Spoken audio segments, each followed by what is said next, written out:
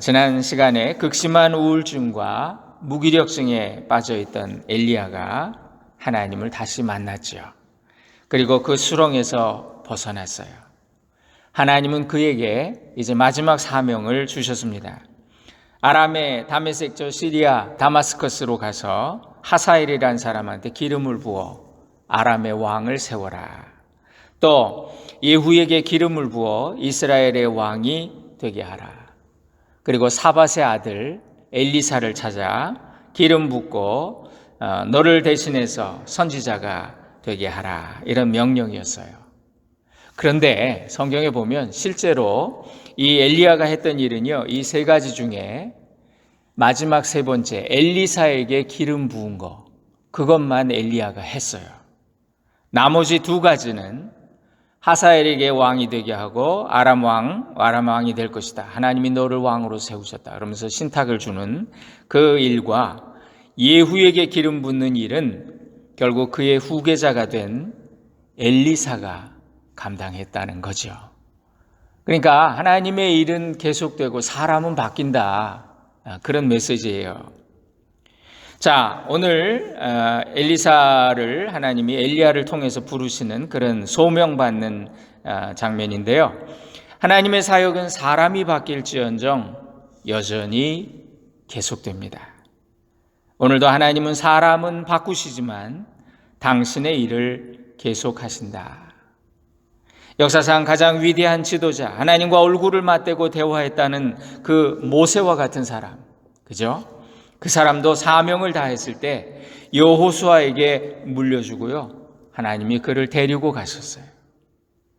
우리 인간은 기껏 100년을 못 살면서 내 대의 모든 것 다 이루려고, 이거 욕심이고 교만이에요. 우리가 높은 자리에 하나님 우리를 올리셨을 때 내가 이제 내려갈 때를 생각하는 그 사람이 지혜로운 사람인 거죠. 그러면 그는 성공합니다. 하나님을 정말 믿는 자는 내가 다 못하면 그 일을 내 아들이 할 거다. 또 아들이 못하면 그 내 손자가 할 거다. 그런 생각으로 하나님이 하신다. 오히려 믿음의 계대라고 하죠. 석세션, 이 대를 잇는 것이 얼마나 중요한가. 그래서 다음 내 주자를 키워주고 다음 사람을 준비시키고 하는 그런 일에 최선을 다해야 되고, 내 믿음을 어떻게든 내 자녀에게 물려줘야 된다는 그런 사명을 감당하는 것, 이것이 우리가 해야 될 일이고 하나님 앞에서 우리 인간이 가져야 되는 겸손한 태도입니다. 자, 하나님의 명령을 듣고요, 엘리야가 엘리사를 찾아갑니다.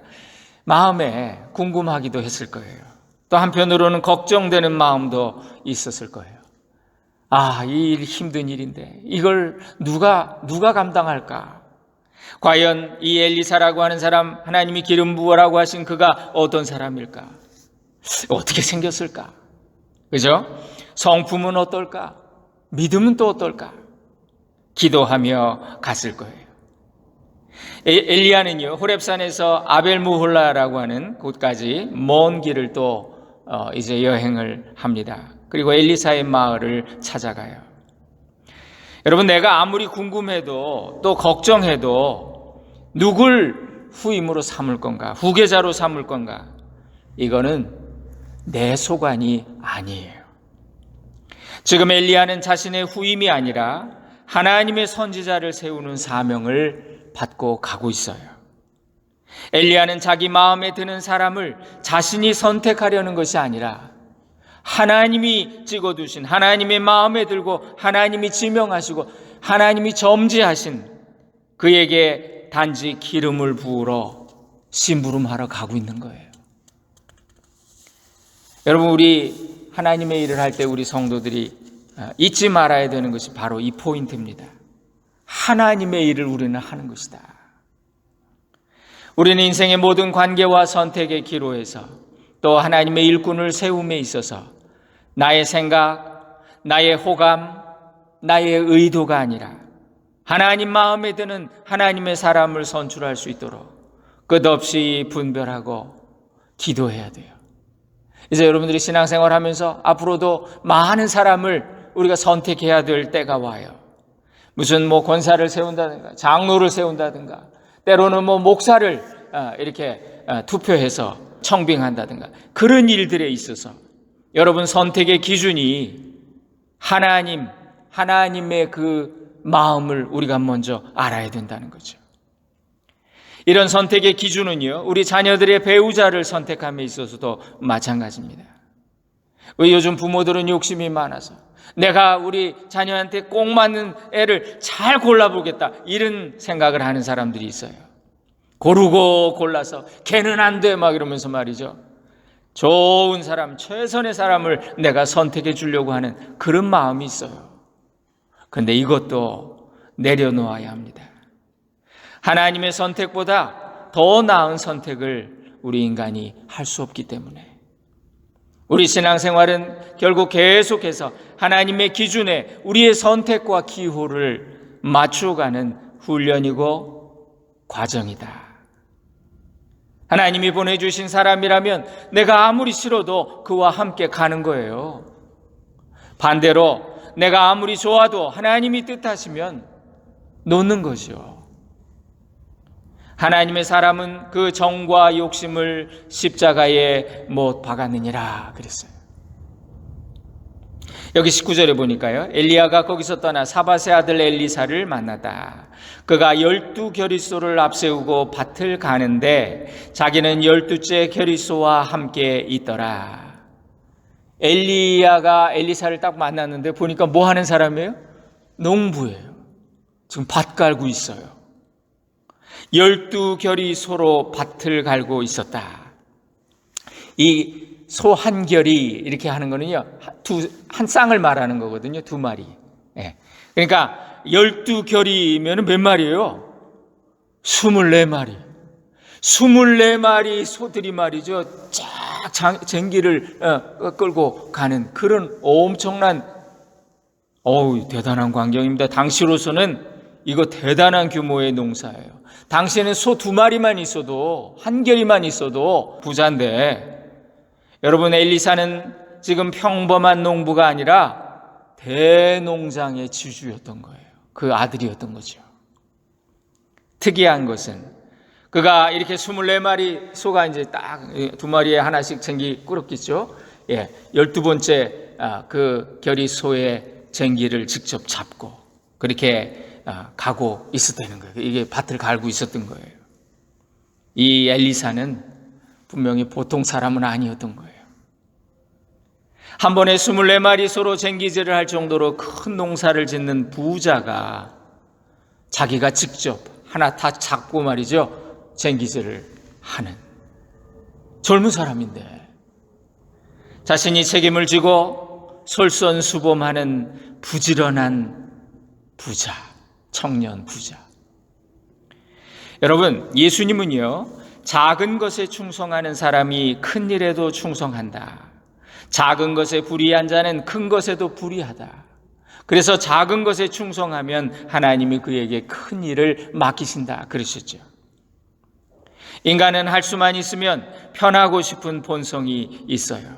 그래서 남자들 꿈은 땀 안 흘리고 돈 버는 거, 여자들은 손에 물 안 묻히고 시집살이 하는 거, 그게 꿈이라 그러잖아요.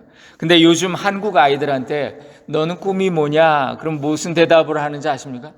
1등 건물주요. 그런데 건물주, 건물 하나 물려받아가지고 그 임대료 받아먹고 사는 게 소원이라고.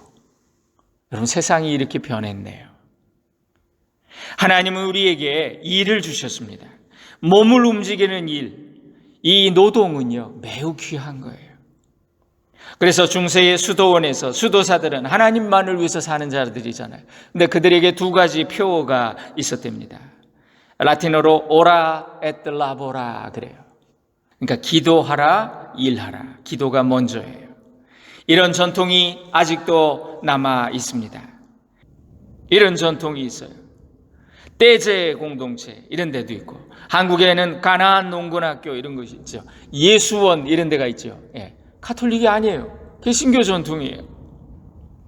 또 우리 은퇴하신 목사님들 중에 또 이렇게 수도원 공동체를 만들어서 나는 여기 들어가면 봉쇄수도원 안 나온다. 10년 동안 나는 안 나온다. 그런 분들도 계시고. 근데 가나안 농군학교에 가보니까요, 4시간 노동해야 밥 한 끼를 주더라고요. 여러분, 엘리사는 굳이 자신이 일하지 않아도 되는 위치입니다. 24마리 종들은 또 얼마나 많았겠어. 다 시키고 뒤에서 감독만 하면 되잖아.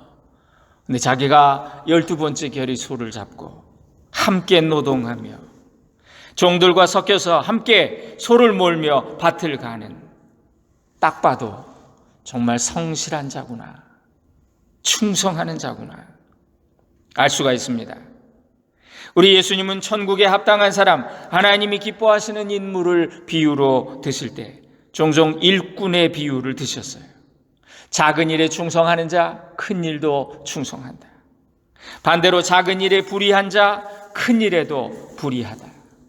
그래서 우리 하나님은 작은 일에 충성하는 자에게 큰 일을 맡기시고 당신의 즐거움에 참여하게 하신다. 그렇게 말씀하셨어요. 예수님이 늘 동일한 말씀을 이렇게 주시는데요. 인생은 누구나 집을 짓는 자들이다. 반석 위에 짓는 자가 있고 모래 위에 짓는 자가 있다.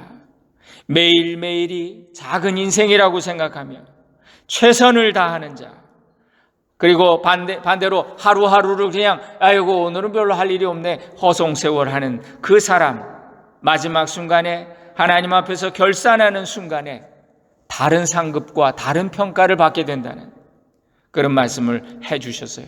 그러니까 최후의 심판에서 하나님이 우리를 심판하실 때, 판단하실 때, 판결하실 때 성실을 보신다는 거예요. 성실함을 보신다는 거예요. 한자로 성실할 때 성자를 보면요, 말씀 언변에 이룰 성자를 씁니다. 그러니까 말씀을 이루는 것이 성이다, 성실이다. 그래서 성실은 하나님의 속성이라고, 윤성범 박사라고 감리교의 유명한 신학자입니다.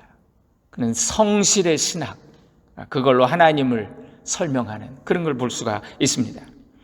예수님도 요한복음 5장에 말씀하시기를 내 아버지께서 이제까지 일하시니 나도 일한다 그러셨어요. 엘리사는 밭을 갈고 있었답니다. 지금 상황을 보세요. 불과 얼마 전까지만 해도 가뭄이었잖아요. 3년 6개월 가뭄이었잖아요. 그동안 농사를 지을 수 없었을 거예요. 땅이 굳어지고 비가 안 오니 풀 한 폭이 날 수가 없어요. 죽음의 땅, 하나님의 심판이 임했던 시기.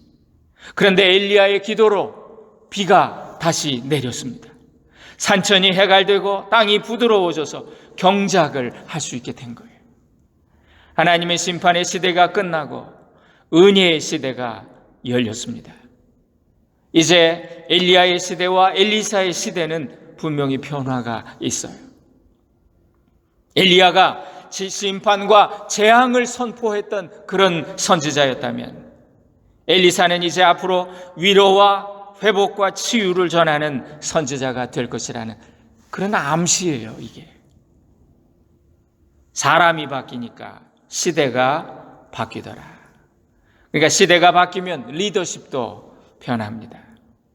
여러분, 모세의 리더십이 있었고 여호수아의 리더십이 있는데, 모세의 리더십은 광야에 훈련하고 조직하는 그런 리더십이었어요.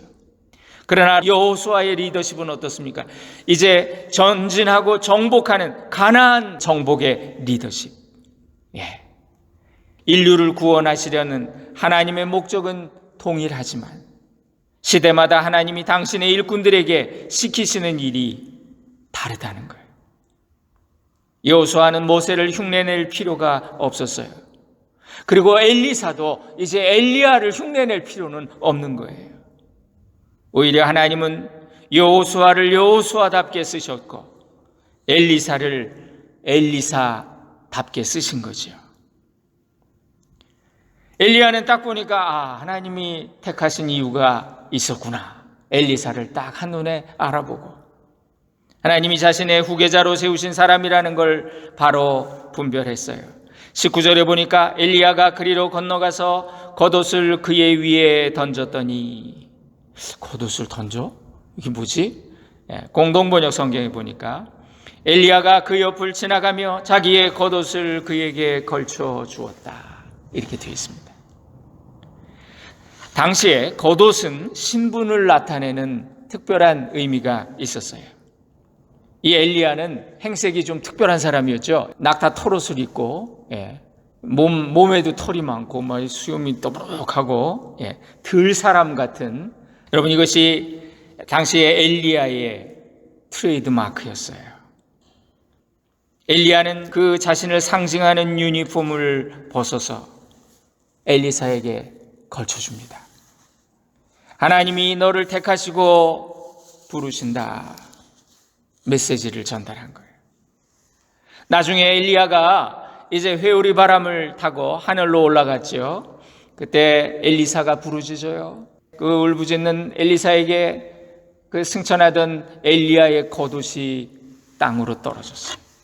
그래서 엘리야는 그것을 둘둘 말아가지고 요단강 물을 쳤는데 그 물이 갈라졌다. 엘리사는 이렇게 하나님의 부르심을 받았어요. 어디서 뭘 하다가 소명받았다고요? 밭에서 쟁기질 하다가 소명받았대요. 여러분 어떻게 생각하세요? 우리는 소명 그러면요, 거창하게 분위기부터 잡으려고 그러죠. 근데 여기 엘리사는 밭 갈다가 부르심을 받았어요. 그러면 엘리사가 이 소명받은 이 상황, 사람들은 별로 마음에 들지 않아요. 이게 뭐야? 아니 40일 금식 기도하다가 불 보고 소명받으면 좋잖아. 묵상하다가 말이죠. 하나님 앞에 제사하다가 부르심 받으면 더 좋지 않았을까? 하필 밭에서 소 몰고 쟁기질 하는데 소명 주셨대요.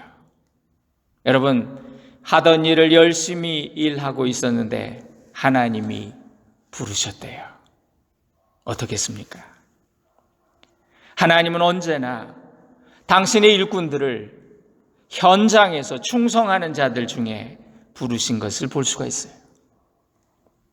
예수님이 태어날 때도 들에서 밤새 양을 지키던 성실한 목자들에게 천사가 나타났습니다. 그들에게 제일 먼저 그 예수님을 경배할 수 있는 사명을 주셨어요.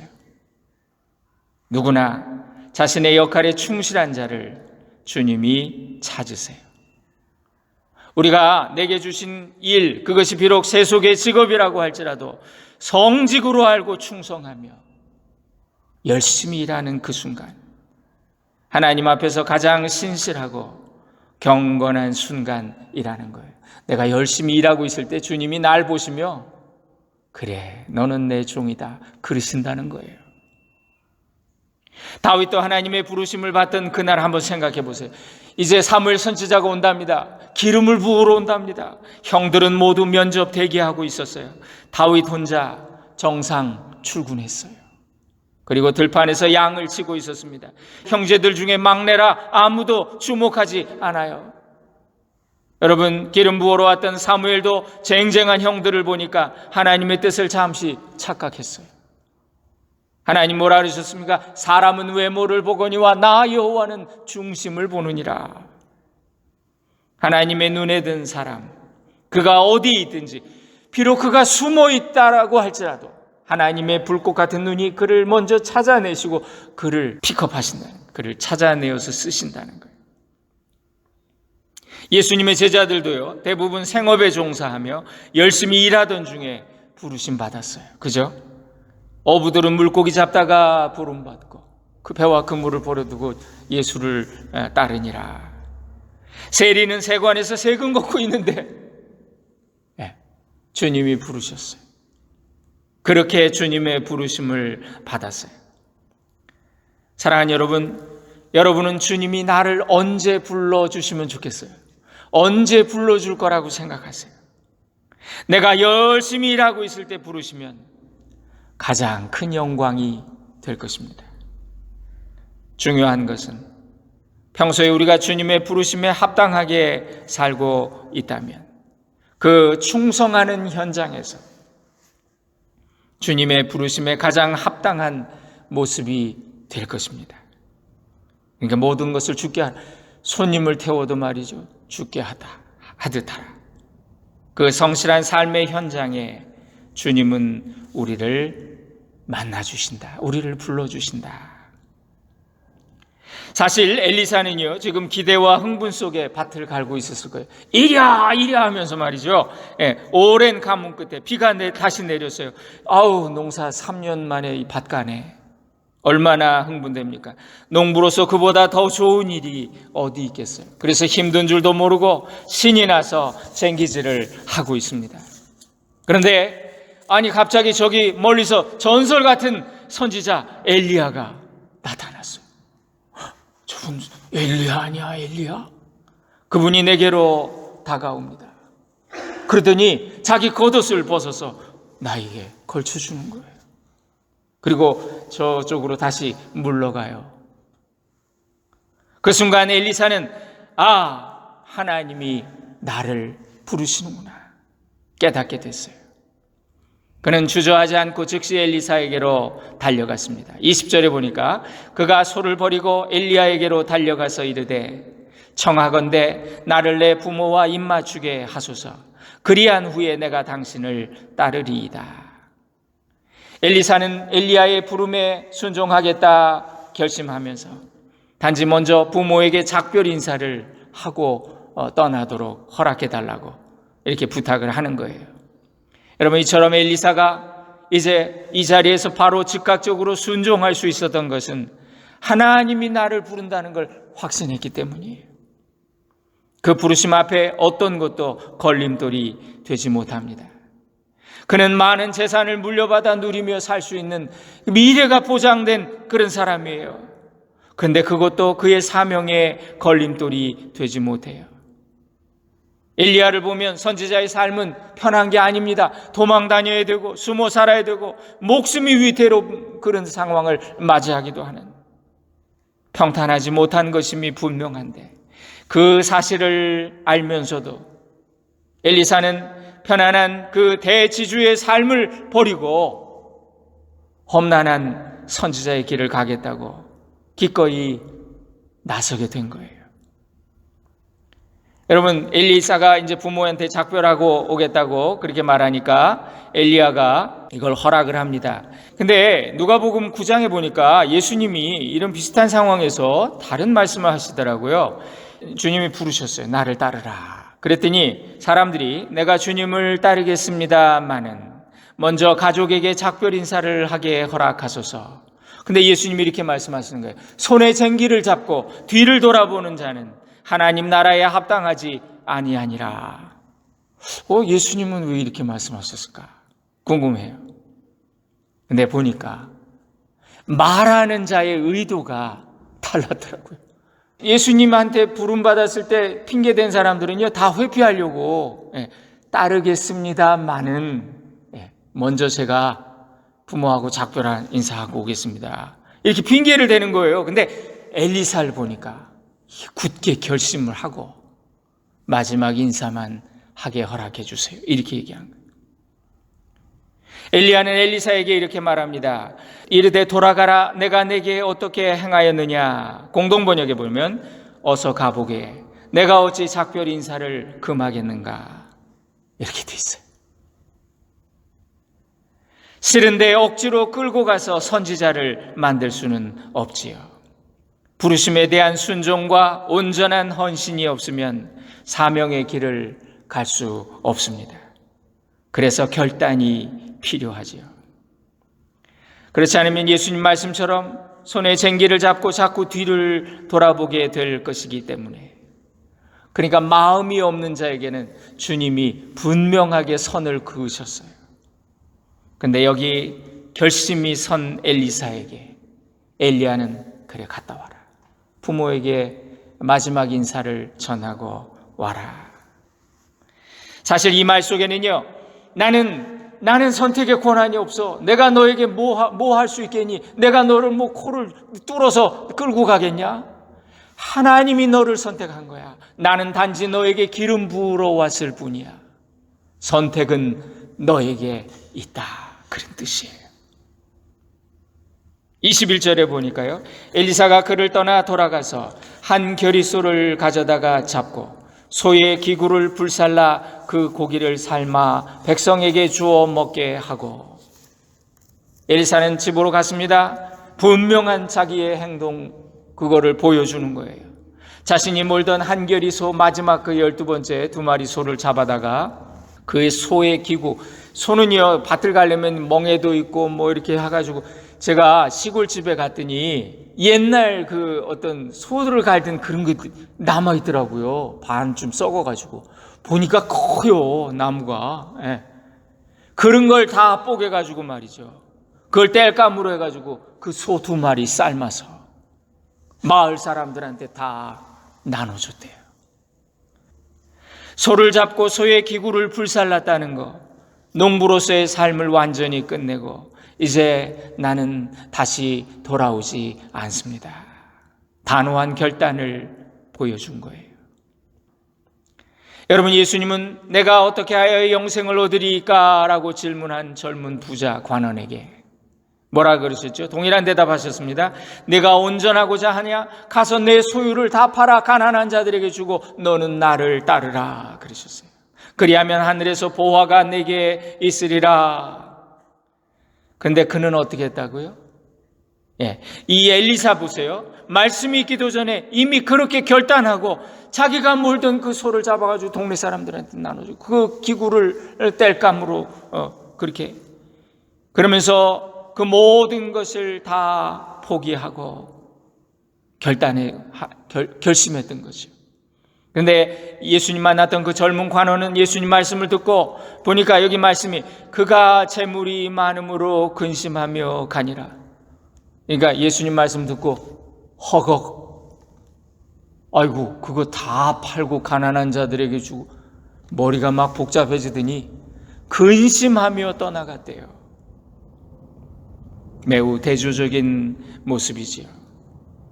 주를 위해 버린 자는 모든 것을 얻게 되지만 소명을 등지고 세상을 쫓아가는 자 둘 다 잃어버린다는 거, 성경의 가르침입니다. 21절에 일어나 엘리야를 따르며 수종 들었더라.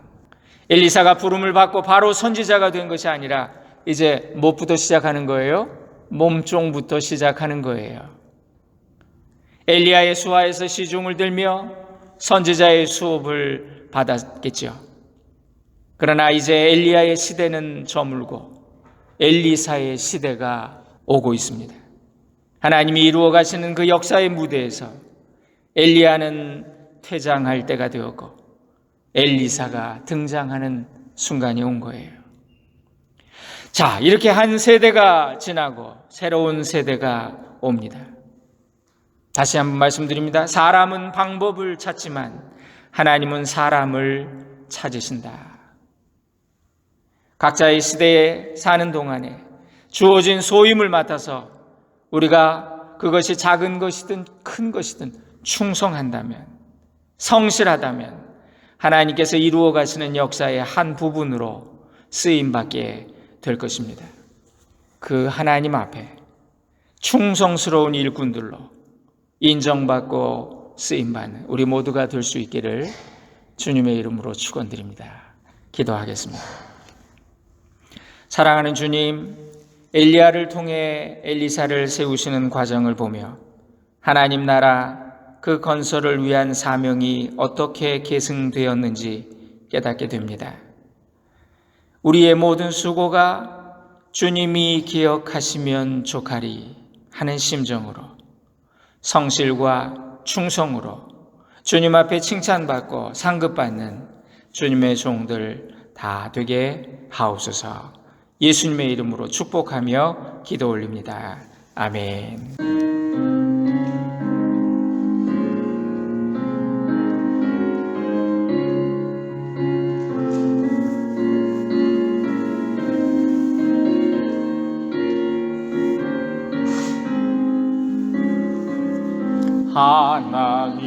하나님의 독생자 예수 날 위하여 오시었네. 내 모든 죄 사하시려고 십자가 지셨으나 다시 사셨네. 살아계신 주 나의 참된 소망 두려움이 사라지네. 사랑의 주내 갈 길 인도하니 내 모든 삶의 기쁨 늘 충만하네. 주 안에서 거듭난 우리 기뻐하며 찬양하리. 가슴 속에 넘치는 확신 우리의 가는 길에 소망 넘치네. 살아계신 주 나의 참된 소망 두려움이 사라지네. 사랑의 주내 갈 길 인도하니 내 모든 삶의 기쁨 늘 충만하네. 선한 싸움 다 마친 후에 우리 주님 배우리라. 사망 권세 다 물리치고 주님이 다스리니 영광 넘치네. 살아계신 주 나의 참된 소망 두려움이 사라지네. 사랑의 주내 갈 길 인도하니 내 모든 삶의 기쁨 늘 충만하네.